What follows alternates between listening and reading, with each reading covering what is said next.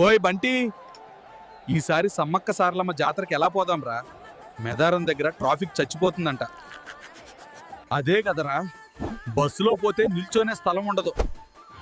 మా ఊరు నుంచే నడిచిపోయినా పుణ్యం ఎక్కువ అంటున్నారు. నడకే బెస్ట్ రా. అడవిలో దారి, డప్పుల సౌండ్, భక్తుల జోరు, అసలు ఫీలే వేరే. అయితే ముందే బియ్యం నీళ్లు సర్దుకుందాంరా, లేకపోతే నా కడుపే జాతర చేస్తుంది. ఒరే బంటి బావా, ఇంత జనమా? అడుగు పెట్టడానికి కూడా చోట్లేదు. అదే కదరా సింహం. సమ్మక్క సారలమ్మ అంటే ఇదే హంగామా. మన లైఫ్లో ఒకసారైనా చూడాల్సిందే. ఈ డప్పుల శబ్దం, ఈ నృత్యాలు ఒళ్ళంతా పులకరిచిపోతుందిరా.